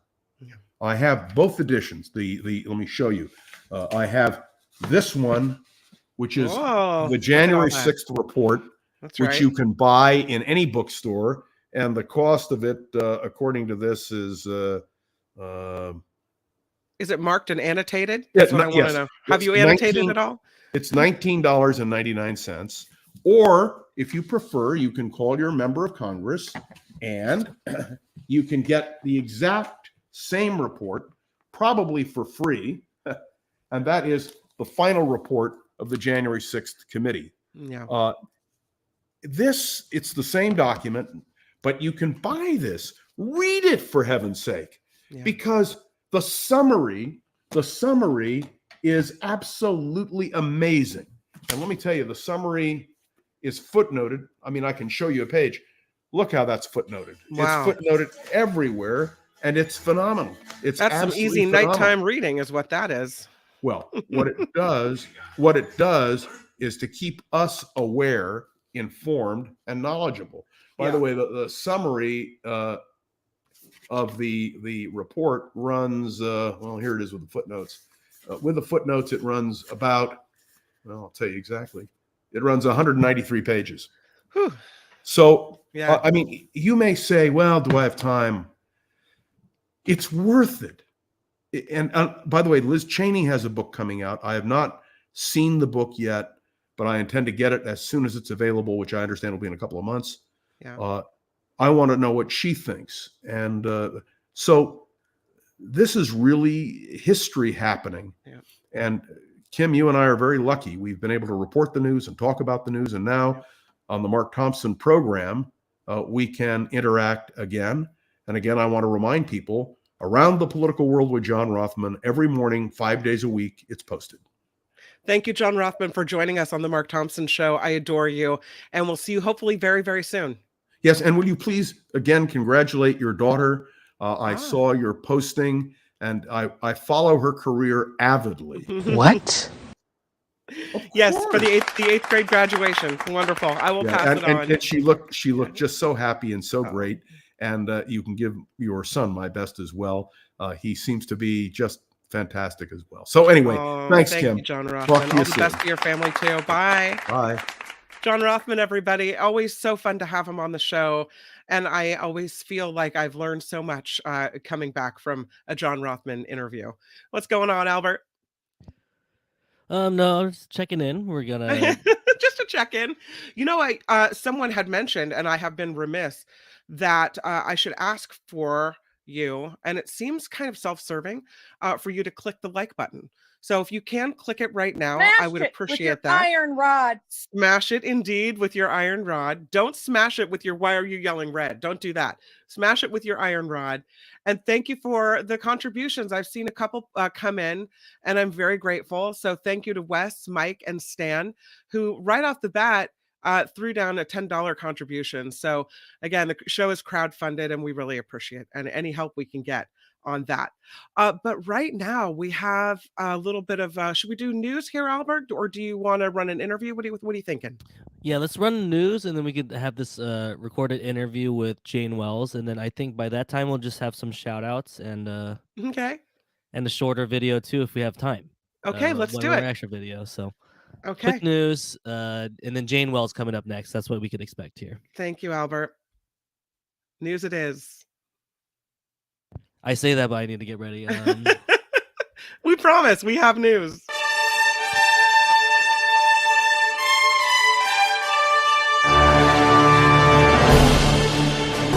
On the Mark Thompson Show, I'm Kim McAllister. This report is sponsored by the amazing people at Tenuta Vineyards, Tenuta. Look at that flight of wine as you look out over the beautiful vineyards. So pretty and lovely. This is Tenuta Vineyards, so we'll talk a little bit more about that in a moment. But first, I know we've been talking a lot about Trump this hour, but here he is yet again. I don't know how you can not do a newscast and not, or how you can do a newscast and not lead with him right now. Former President Donald Trump is back at his summer home in New Jersey. Over the last 24 hours, Trump flew to Florida, was arraigned on federal charges, then came back to the tri-state area to keep his re-election campaign going. Trump pleading not guilty yesterday to 37 counts for allegedly storing classified documents at his Mar-a-Lago residence in Florida following his presidency. Federal prosecutors are expected to rest their case today in the Pittsburgh synagogue shooting trial. The trial is to determine if Robert Bowers should receive the death penalty for that shooting in 2018, where he killed 11 people. Prosecutors have called law enforcement officers now to testify, including one who testified that Bowers said all Jews had to die. So again, federal prosecutors expected to rest their case today in this trial. There's a handful of frozen fruit products sold at big brand stores across more than 30 states, including California, being recalled due to possible hepatitis A contamination. The Willamette Valley Fruit Company of Oregon is recalling select packages of frozen sliced strawberries, mixed fruit, and an antioxidant fruit blend as well. Again, that's the Willamette Valley Fruit Company out of Oregon. The products were sold at Walmart, at Costco, and at H-E-B as well. And prosecutors are claiming the person responsible for a prop gun on the set of Rust that caused a fatal shooting was likely hungover when she was preparing the gun. In a court filing, prosecutors say weapons supervisor Hannah Gutierrez Reed regularly drank and smoked marijuana at night after each day's filming of the movie. Cinematographer Helena Hutchins was shot to death in October of 2021 by a bullet that was mistakenly put in the gun's chamber and fired by actor Alec Baldwin. And again, now we're hearing the whole reason for this may be a hangover. If that doesn't beat all. Let's talk about Tenuta Vineyards, because I want to show you guys the beautiful scenery from Tenuta Vineyards. It is so pretty out there. It is, I'm frozen in time again, but that's okay. It is so pretty out at Tenuta Vineyards. Check out the website, tenutawinery.com. It is beautiful. Look at that. So nice. You got the vineyards, you got the rolling hills, you got the tasting room, you've got There's never been anything like this. Thank you. You got the opportunity to host parties. That's what it looks like at Tenuta. So you know you can get 10% off only by calling Tenuta and telling them to smash it with their iron rod. 10% off the whole purchase. Smash it with your iron rod. It's all you have to say. You can call Rich at Tenuta Winery at 925-699-4576. Get the email address there, rich at tenutavineyard.com, Tenuta. You have to reserve an appointment for a tasting, but well worth it. I've had a lot of people that have done it and have checked in to say, oh, it was the best time. I'm Kim McAllister, and this is The Mark Thompson Show.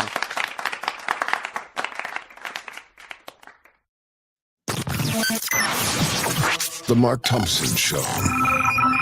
Put it together for someone who I have worked with, and I'm such a fan of her work on CNBC. She did podcasts along the way that are so funny and so quirky. I'll ask her about those as well. And now she has a great Substack.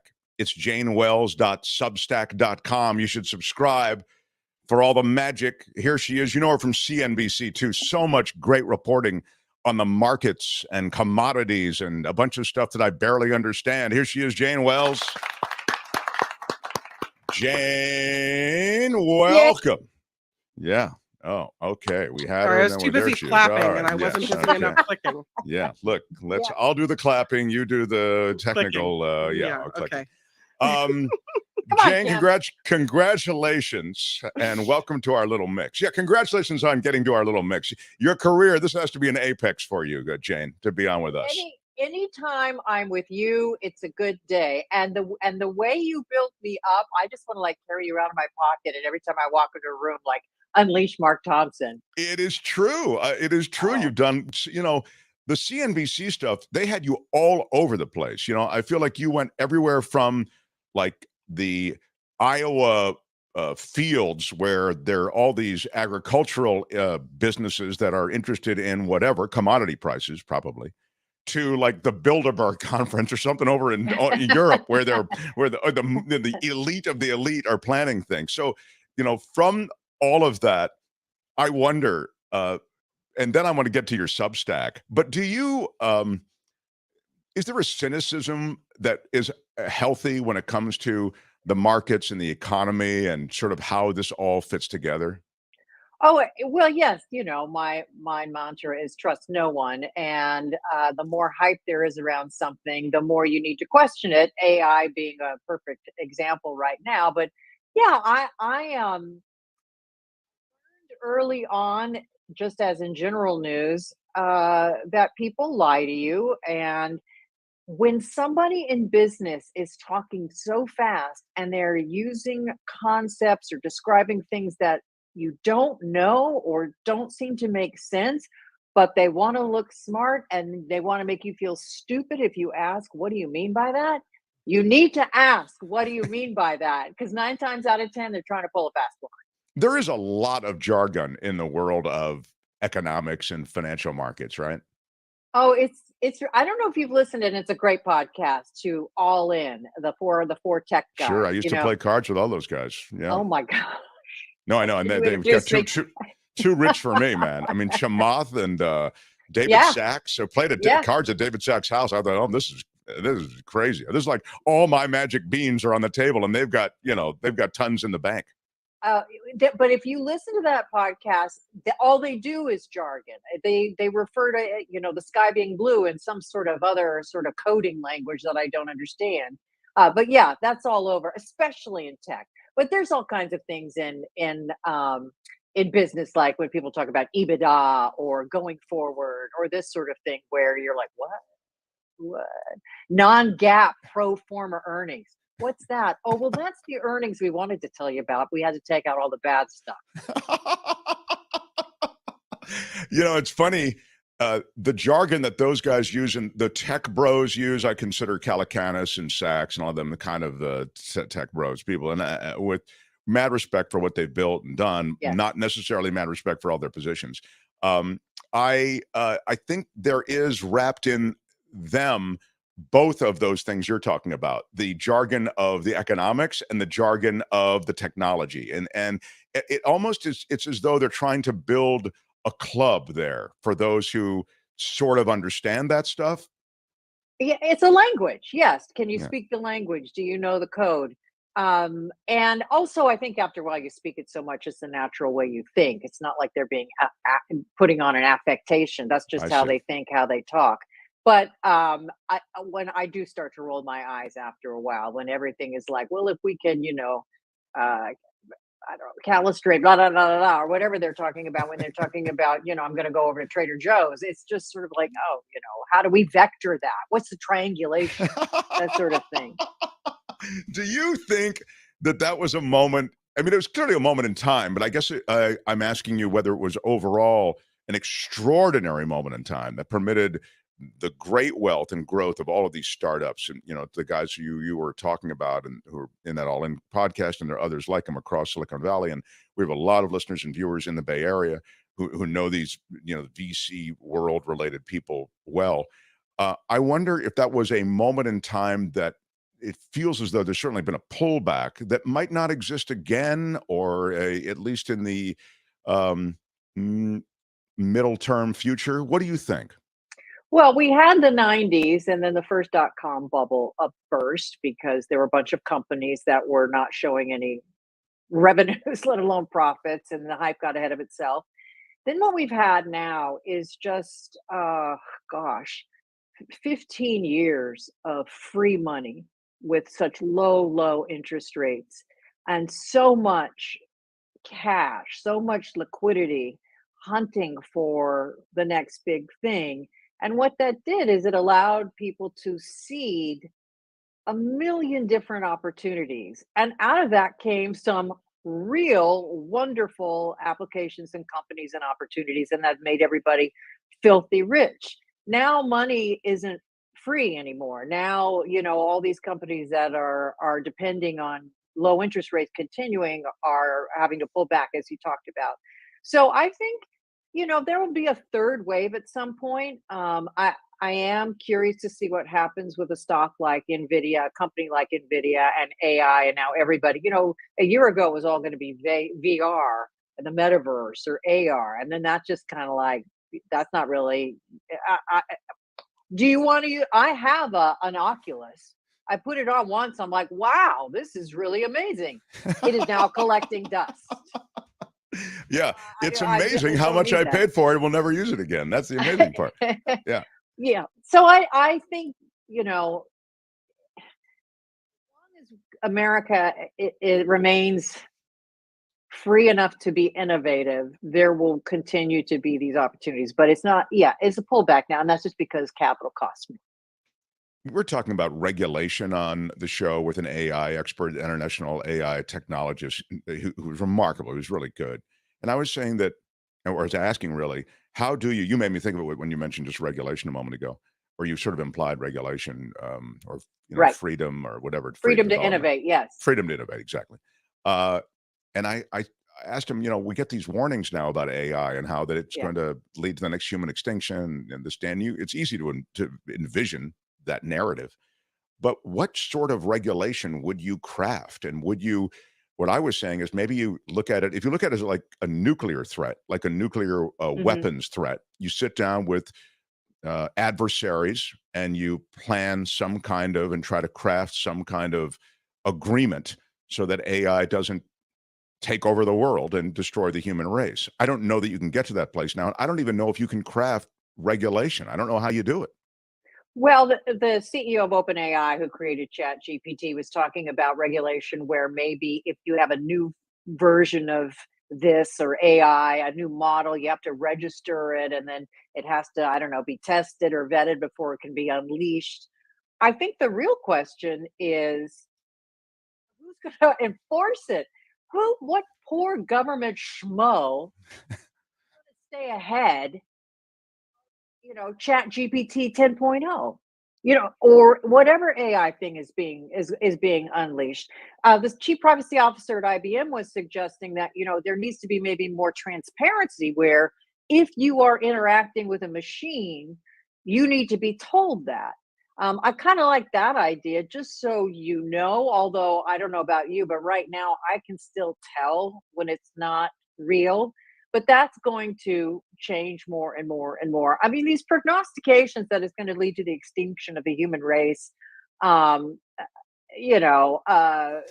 phones were all supposed to cause brain tumors and, cars were going to kill everybody. And we don't know what we don't know. What I do think companies are starting to do, and I've talked to a lot of executives, AI is the buzzword in the C-suite. Every CFO, every chief information officer wants AI. Generative AI is using it in some form or in some departments, partly to replace labor that they can't hire, maybe eventually replace labor that they don't need to hire because you don't have to pay AI any health insurance. But when I say, okay, well, what about ChatGPT? These people who are all saying this is the future are saying, oh no, we banned it within our company. We can't use it within the company. Now, why is that? Why, and maybe that's a smart thing to do. Well, the new theories are a couple of reasons. One is that if you use ChatGPT to say, churn out my earnings report or put together the best way to use this financial data that we're putting in, well, you're sharing that with OpenAI, okay? And so even though you still own the information that comes back to you, OpenAI still gets to keep that learning from that, which then may be your your rivals can access on AI, or maybe somehow they'll take that information and use it in another way. So a lot of companies, law firms, and some financial companies and manufacturing companies are saying, okay, we can't use it though in-house. I think even iHeart sent something right. I think iHeart is not allowing you. I haven't heard that from I NBC just heard yet. about that. Yeah, no, Yeah. Oh, you haven't heard from CNBC? No. Okay. No, they haven't said anything about it yet. Yeah, I heard that they just dropped that at iHeart yesterday. Yeah, the questions about just because you mentioned it, I know you've talked to the writers who are involved in the writers' strike, and you're a bit familiar with this. I mean, AI is very much a part of those conversations too. I mean, to the extent that they're having conversations right now that no one's talking, but it will be. Well, and also for music, there was that Drake collaboration that somebody had created, which sounded good. I think that these are issues that, if I were a Hollywood studio, if Chat GPT continues to get better and better and better, and, it's only, then maybe you use it as a writer at the table. Or if you are writing a legal brief, you have Chat GPT do the first draft, and then a human looks it over and finishes it up. The problem right now with Chat GPT is it has too many errors in it. So you open yourself up to liability when you're using it in that sort of way. But I don't know, Mark. I think it's also kind of cool that we won't have to be computer coders. That's not good for somebody learning to be a computer coder right now. You're going to be able to tell the computer, this is what I want you to do. And the computer may eventually figure out how to do it for you. It's one of these things where you mentioned nuclear power. Nuclear power. A lot of great uses. And then one really bad use hasn't been used in over half a century. We're talking about 80 years. So maybe we're able to use these things and then control them as necessary. I wonder if for 5 years we're going to be talking about, remember when it was all about AI and AI was going to take everybody's job? AI was going to take everybody's job, and then it didn't. Yeah, I love that you mention and remind us of the metaverse and of the other stuff that was sort of stealing the headlines for a while.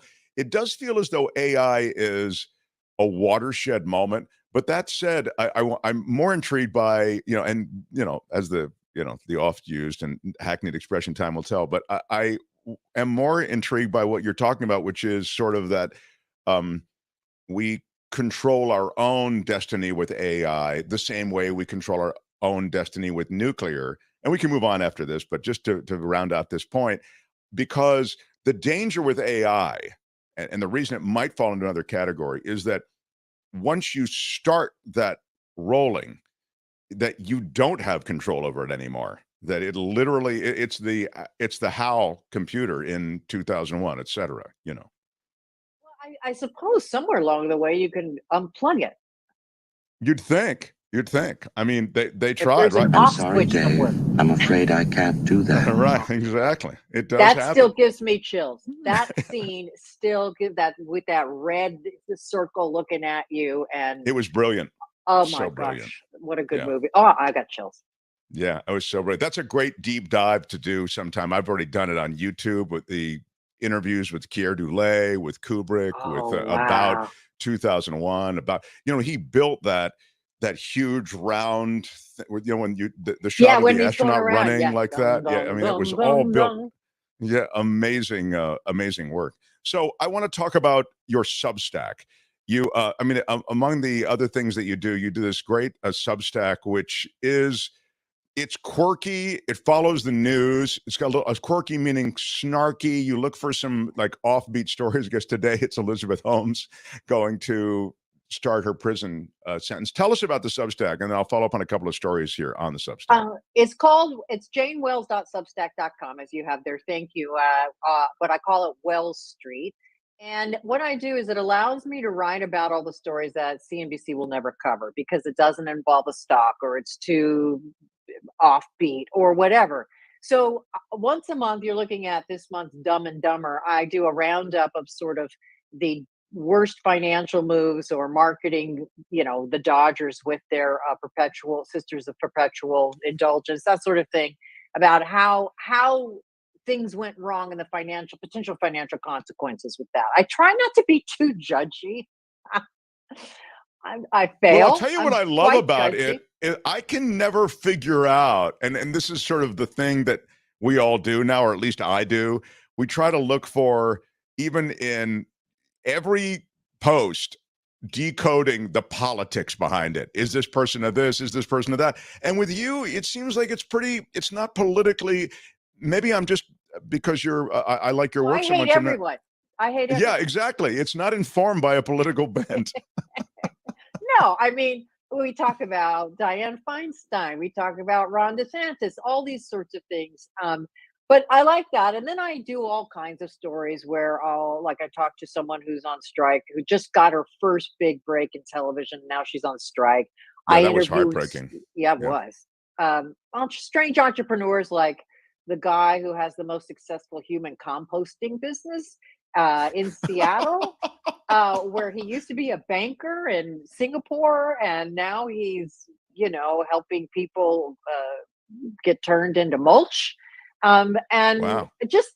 Everybody's got a story. What career crisis led him to that, from being a shaker and mover in Singapore? It wasn't that. He was successful, but he wanted to come back to the Pacific Northwest, and he thought, what should I do? And these entrepreneurs, Mark, I wish I had one good idea, but an entrepreneur, especially these offbeat ones, they see 10 ideas a day. They see a void every day. And in his case, he's like, gee, cremation sounds kind of gross, and, embalming is really gross. So somehow to him, he's like, well, what if we were just turned back into fertilizer? To him, that's not gross. And he's making money hand over fist, which is what I'm all about. Right. I have to tell you, I just signed up for Wells Street at janewells.substack.com. I love the way you write. There's a kind of a little snark to it that just has that bite that keeps me interested. And I've been reading while you're talking, and I'm really liking it. Thank you. Oh my gosh. Thank you. The check's in the mail, Kim. Yeah, you're getting Substack subscribers the same way I get YouTube subscribers, one appearance at a time. It's a great thing. I love when I go on a show and they go, hey, you like it, your YouTube channel, I just subscribed to it. It's like, okay, I got to do a lot more of these before I get any subscribers. But yeah, Jane, you do have, and Kim's so right. You have that snarkiness. Tell me about the swingers who are trying to turn that into a moneymaker. Well, again, these stories come to me. I had, 80s in Miami when Miami Vice was going on, Cocaine Cowboys, and it was a great time to be a news reporter in Miami. Where anything would go. I talked my way into a proctological exam. Can we videotape your proctal? Oh yeah, okay, sure. Anything.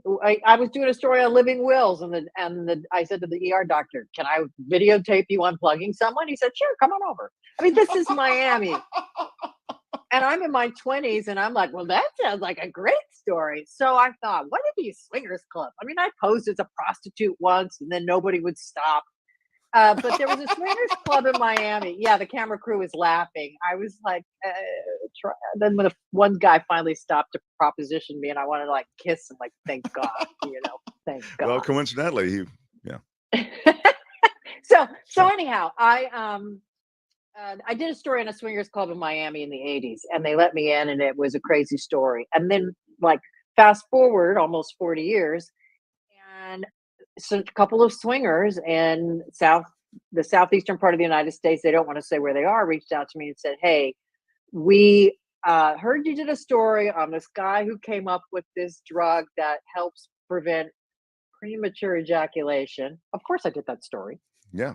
And we thought we'd contact you because we're trying to get the word out that swingers are just like you and me. They're just normal people who have, consenting sex with multiple partners, and their spouses know it.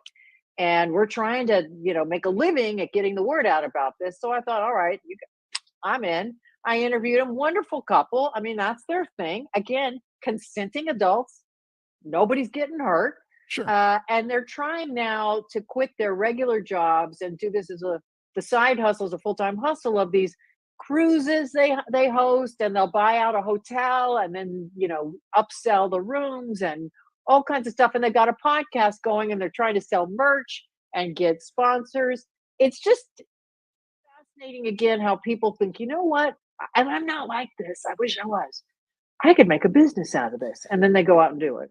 Yeah. I mean, you're right. It's entrepreneur meets opportunity meets natural passion, I suppose. I mean, just generic passion. And guts. Guts, you're right. It really does take, a lot of these entrepreneurs, and it's just so true, lose money for so long, or don't make money would be another way to think of it. And it's hard. I mean, you need some kind of war chest often to get things started. Well, and most fail. That's Right. why, you admire these people who pick themselves back up and try again or try something else again. Yeah. I'll go first on this question. I think I know the answer in your case because you're very smart. And I don't think you would do this. But I also think that, well, let me just tell you. Yes, ask. Well, it's about entrepreneurship. When I'm approached, I'm also, you know me, I've got a soft heart or whatever. Somebody comes to me with an idea and I feel like that their heart's really in it and blah, blah, blah. And I think they have competence, and you've heard by the CEO and all this kind of thing. I go, wow, this is great. So I've put money into a lot of different startups, none of which have materialized. Okay. And even David Sachs, you mentioned, he told me years ago, he said, Mark, we're the same way. We call it spray and pray. We just throw out, $25K at a bunch of things, and, and one of them will come in. But I've done it. And I've also invested in a restaurant, and that didn't come, everything, Jane, that you could, So I'm guessing you've never done that. Am I wrong about that? Well, partly because I'm married to a man of Scottish ancestry, and so don't get between him and a dollar. I'm lucky to have this jacket. So I exaggerate, but so you need somebody. He's vigilant, and maybe that vigilance keeps you out of trouble. Well, certainly I haven't lost money this way. I will say there's two things. Once a very good friend of mine produced a script into a film that actually won at a couple of film festivals, and I don't know if he ever broke even, but I bought a small piece of that knowing I'd never make my money back, and I haven't. But that was more of a support thing. Right. I've I just wanted, right. Yeah. But I wasn't expecting. And then, the only thing I've ever done is I did this podcast, Top Story Tonight, Jesus, where it was if modern media existed 2,000 years ago. It's great. I heard it. Oh, it's you're great. So nice. Yeah. So I wrote it, and some friends said, you got to do a Kickstarter campaign. And I'm like, oh my gosh, I have to ask people for money? Because, people are going to say, what are we giving you money for? They say, do it. People will support the idea. So I raised $25,000 on Kickstarter, and I have never asked for money in my life, but the confidence I got in that experience was invaluable, because now if I ever needed to ask money, I've done it. I know how to do it. And you've got to do it with confidence, and you have to build a case for why you should do it, why you should give to me. Yeah, that's a great story. It's funny, just as we wrap up, we do this show and we're crowdfunded. And I have to regularly remind people, hey, thank you for supporting us, because without you, we're not on the air. And it's true. Yet it's the most awkward part of this whole thing. I'm a content guy. I like put stuff together, find franchises that I think would be good. I'm not good with the ask, and we come from broadcast, right? You don't go on CNBC and go, No. Yeah. By the way, go to cnbc.com and pledge, become, for our Patreon site. But you have to do that in this new world. New media does require some kind of participation from the audience. And so it's a good reminder, but it is the most awkward part of things. Absolutely right. But, Jane, that was great work. I love that. Thank you. Yeah, it was. And you did one for Christmas. You did one for Easter, I think, also. I did. I'm now working on Cleopatra, Cleo with a K. She's the original Kardashian. So follow Jane Wells. Jane Wells .substack.com. Jane Wells .substack.com. Wells Street. You can also just Google it, find it, enjoy it. It's Google great. it. Good stuff. Jane, come back and be a regular here. I love chatting with you. Anytime. And okay, we'll look forward to the next time. Jane Wells, everybody. Bye, What could Jane. this be? Let's look. I'm so excited. It's the Mark Thompson Show.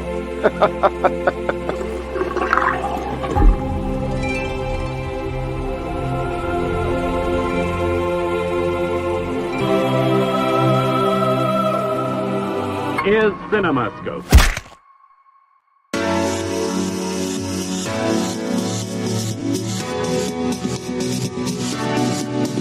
The Mark Thompson Show. Smash it with your iron rod. Who's Mark Thompson? Hey, which one of you is Mark Thompson? What he's got going here is a situation. It's unbelievably offensive. Put up your pants, my man. Pull up those pants. Ralph Nader just sent me a book. Did he send you one too? I offer this sincere apology to you today. Everything is going extremely well. Call me a liar. Now what you call me? You, sir, are a liar. You are a cover-up artist and you are a liar. Liar, liar, your pants are on fire!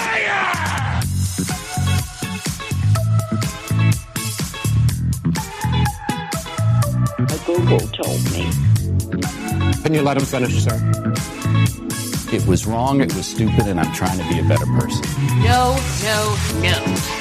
I'm going to tell you what I think. What are the porn stars doing? Do you have a secret talent? Doesn't anybody but a weed? 100% effective. How about that? Say what? And this is their new host. There is no defense for my conduct. I misspoke. I stand corrected. And I wanted to apologize to the Asian community, the Asian American community.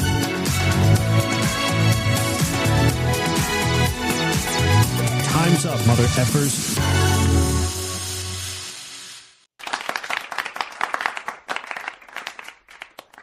The show is flying by. One story I wanted to mention before we get to thank yous and another little hop in from Mark is that, we talked about yesterday the Westfield San Francisco Center closing down, or not necessarily closing down, but the company leaving and just turning it back over to its loan company, the company holding the loan.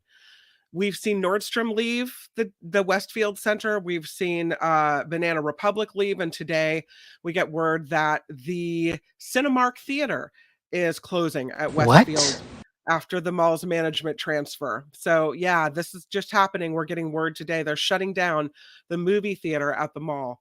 And it seems like with 55% vacancy rate, with a 55% vacancy rate already there, now even more. So no more movies at the San Francisco Westfield downtown center. That's it. No more anything really at the Westfield. No more anything. No more Nordstrom. Really. No more movies.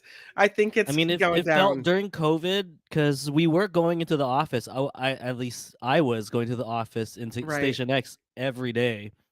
And once things started opening up, I was like, yeah, let me go take a walk from the studios to Westfield. And then I used to take BART to commute home. So there's a BART station that's connected downstairs. So I'll just go over there, walk around. I felt already kind of dead. And now this is kind of like, I kind of saw the tea leaves with, I don't know. I felt like it's a combination of factors. It's expensive here in the city. Yeah. It's hard to get there, like unless you're taking public transit. Like good luck street parking, you get your car broken into.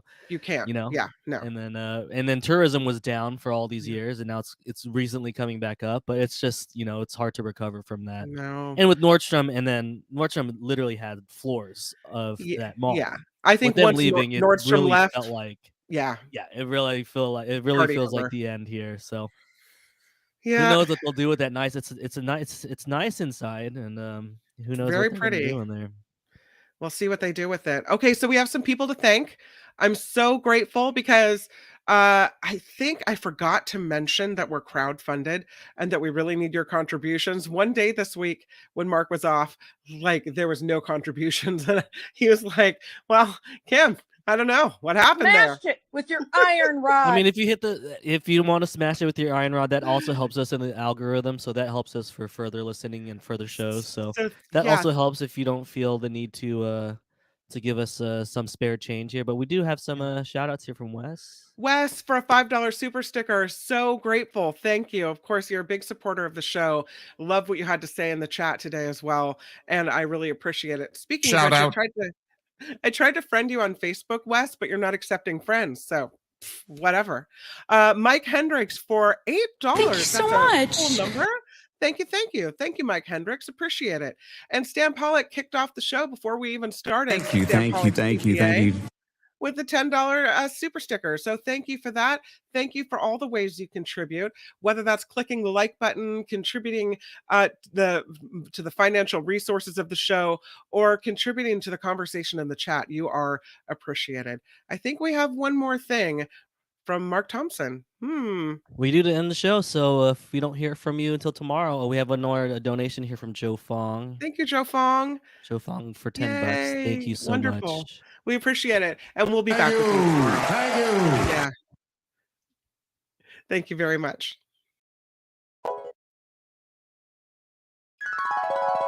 The Mark Thompson Show. Oh, I just like swinging back in for the big finish, you know. I love it how you do. I just like to swing in, everybody. I'm a swinging inner.